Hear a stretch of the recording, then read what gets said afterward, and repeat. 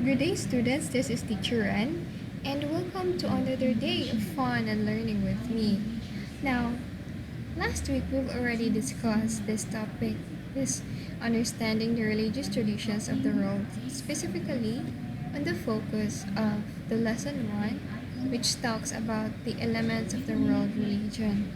Now, since there are some students who were not able to attend our Google meeting, I will just run through the concepts behind this lesson before we're going to dive in with our topic for today.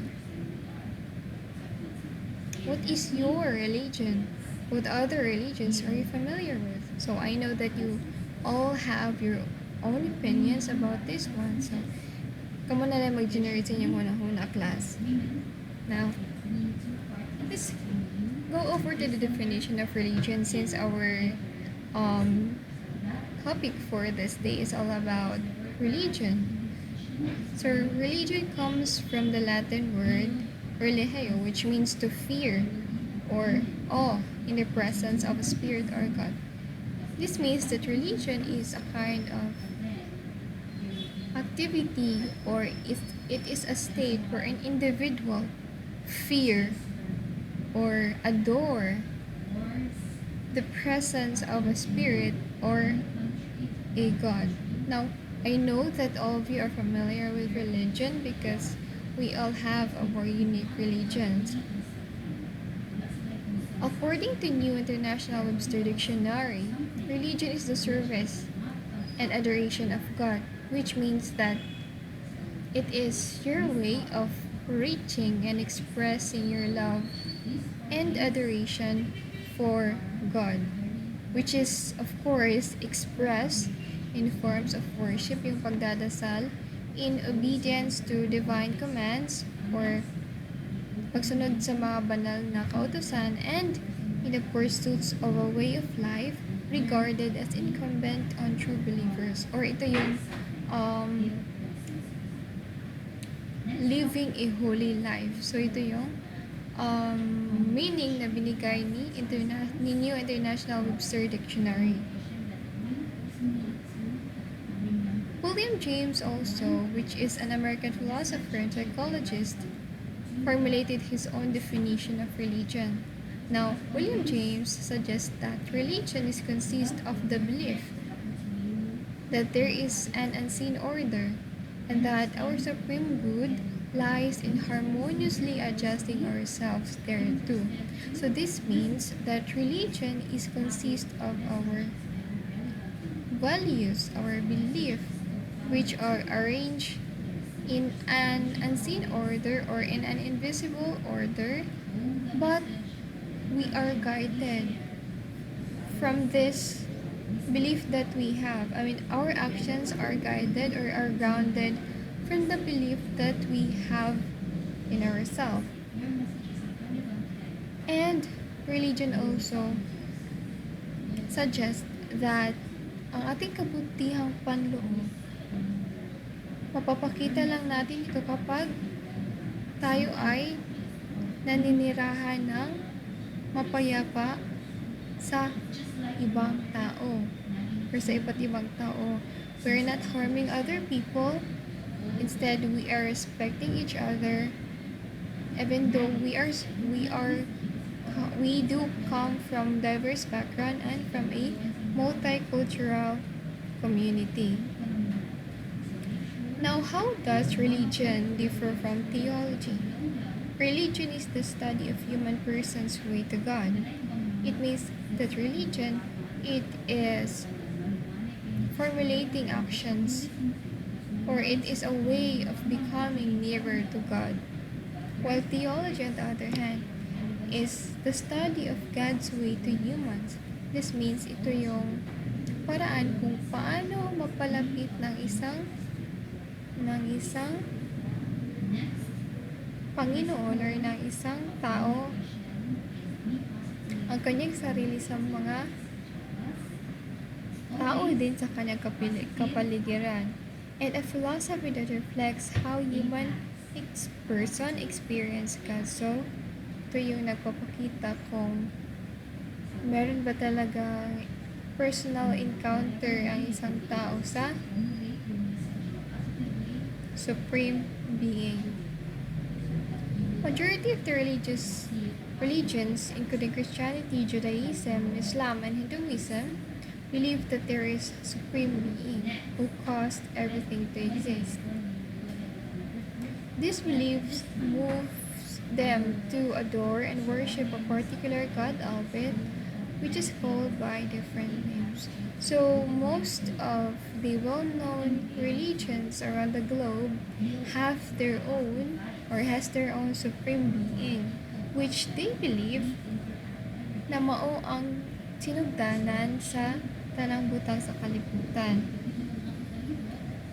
So the community of believers on each religions show adoration and worship to a specific God, which is called by different names. Kasi nga, sa Christians, we do have this Bathala pong may kapal, and in other religions, they also have their own gods or their own God albeit, which is called by a different name. Now let's go over to the worldviews about religion. The first worldview about religion is the polytheistic. Polytheistic, from the word poly, marami siya.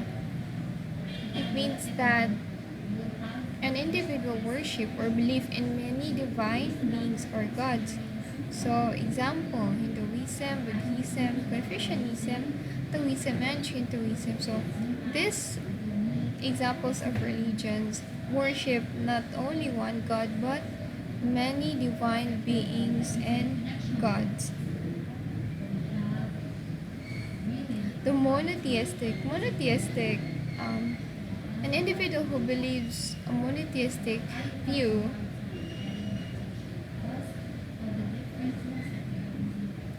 worship only one God. Examples: Judaism, Christianity, and Islam. So these three popular religions worship one God or has only one God. Now, the third use about religion is atheistic. So atheistic from the word atheist. So an individual who spouses the belief in atheistic believes that there is no God or supreme being. Example, atheistic schools such as Samkhya and Mimamsa, which is located in India. Now, the last worldviews about religion is agnosticism. So, kung kanina si polytheistic means marami, si atheistic naman, wala. Hindi siya naniniwala ng supreme being. Tapos si monotheistic, isa lang yung pinaniniwalaan niya. Agnosticism neither affirms nor negates the existence of supreme being. So wala ni siya gituuhan. It could either be yes or it could either be no. Ingana ang iyahang characteristics.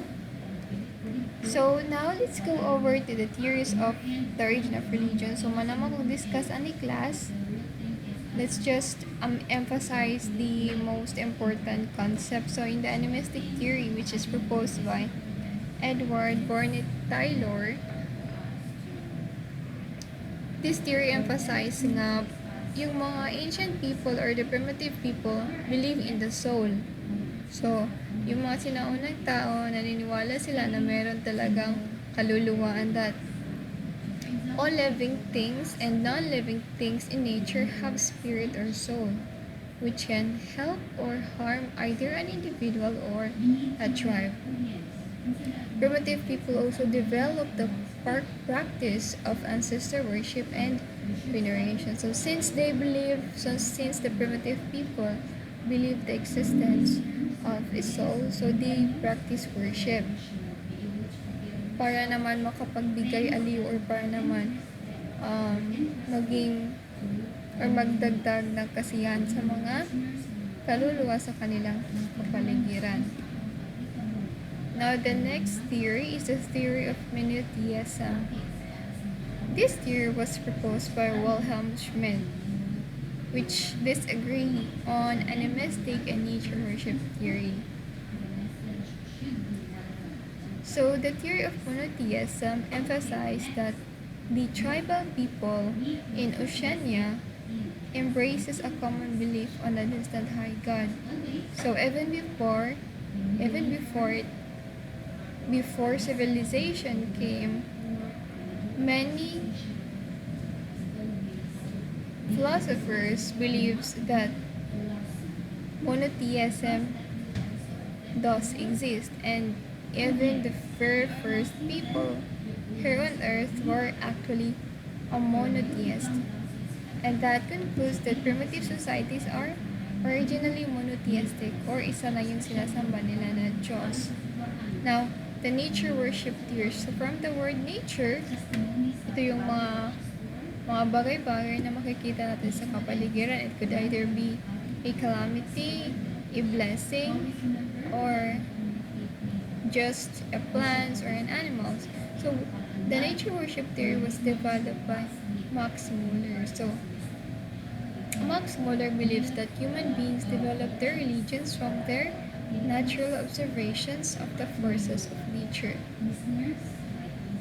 Now, kapag ang nature worship theory, i-compare natin siya sa monotheistic and animistic, nature worship theory is unique kasi nga, what the people usually believes is that the forces of nature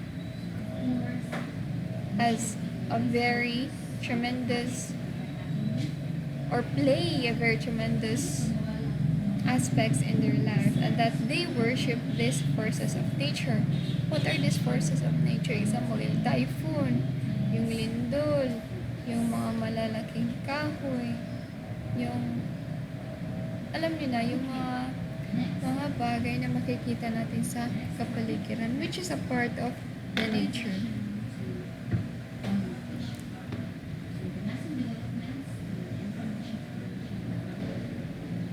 Now let's go over to the theories of religion as projection of human needs. Most influential thinkers speculate that religion is a projection of human needs, which suggests that religion, though, is just a manifestation of our dreams and wishes of humanity, which is proposed actually by Ludwig Feuerbach.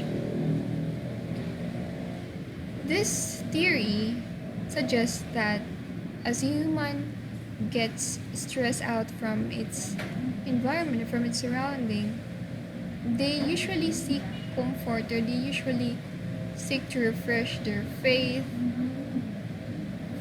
from the religion that they belong. Kasi nga, there are religions who will continuously help you strengthen your faith and continuously help you grow as a person. Karl Marx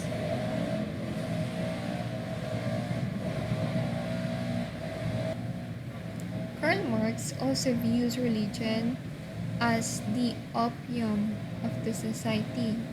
So Karl Marx was able to propose this idea. It's because when we say religion, it serves as a drug in society. It serves as an energizer in society, especially for those individuals na naligaw na sa maling landas, or who are in the state of being depressed or having that enthusiasm about life.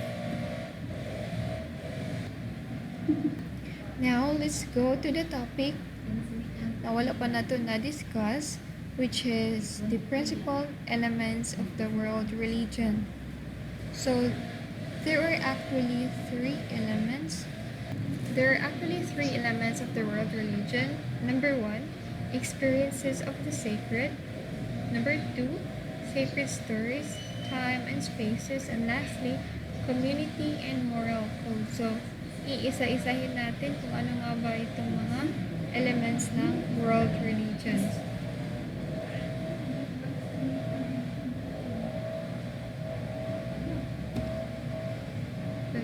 So, number 1, experiences of the sacred. Now, many of the scientists suggest that religious experience is considered as socially approved and mediated interpretations of physiologically generated sensations. So, this means that as a human, it is considered na experiences of the sacred if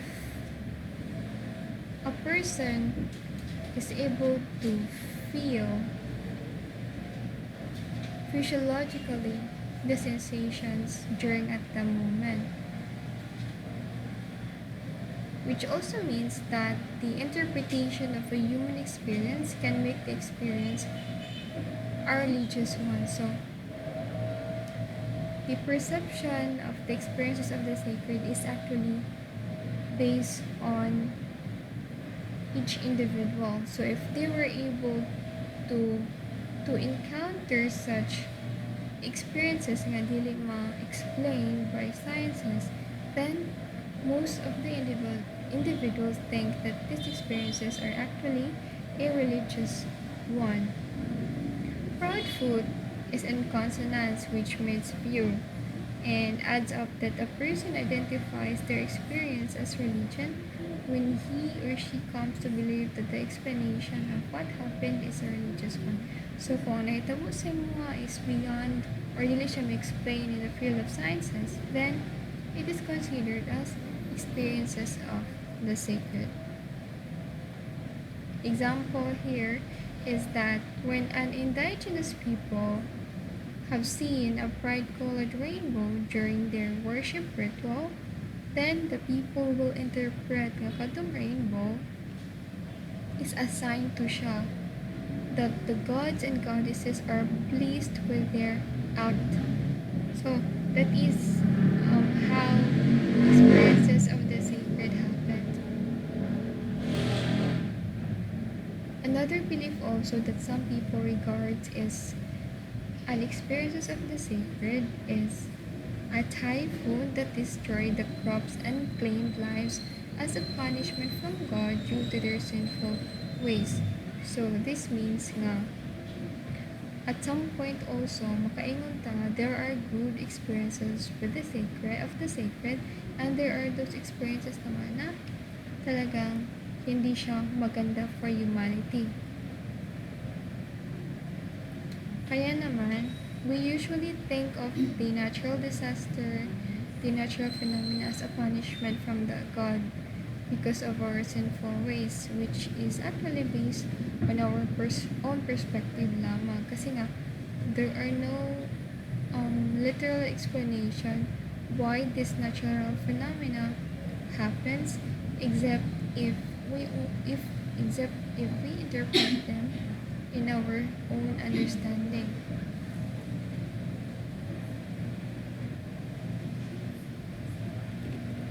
Now, the sacred stories, time, and space. So, every religion has a sacred stories or myth. Scholars like Richard Buxton and Robert Siegel asserts that the supernatural stories of religions are myth.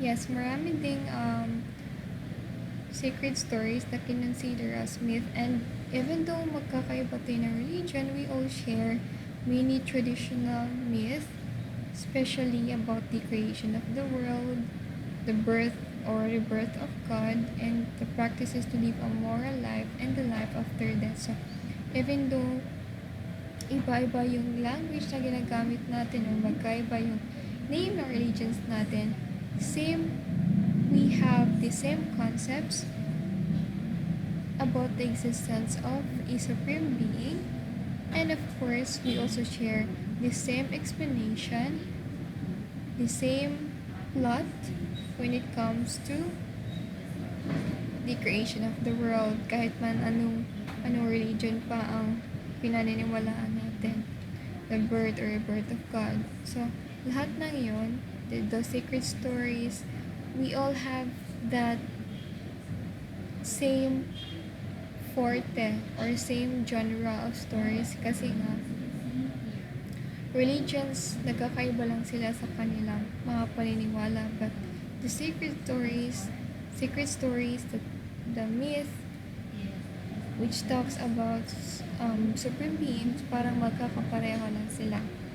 Now, let's go over to the third element of religion, which is the community and moral codes. Every religion though has a community of believers. The members are responsible for the transmission of the belief system that is shared and practiced by community. Kasi nga, ang religion class, dili na siya makabarog kung wala ang community of believers. Because these members are the ones who will pass on and will be the one who will carry on the belief system of their religion, which is then shared and practiced by the next generation. The codes of conduct as well as the doctrine of their faith are passes from one generation to other. So this allows the presentation of the formulated doctrine, moral codes, belief, and rituals of each religion. We have different name of religions and we all have different moral codes na gina-practice. Religious leadership is vital in safeguarding the faith and guiding the moral practices of a particular religious community. Kaya nga sa ibang religion, mayroong mga ministry, mayroong mga pare, or mayroong mga bishop, kasi nga sila yung or mayroong mga pope, kasi sila yung nag-maintain or nag-make sure na ang faith ng mga tao or yung moral practices ng mga tao is aligned with the religions that they belong. Now, do you have any other questions? So if you have, please ask during our Google meeting this Thursday. Thank you.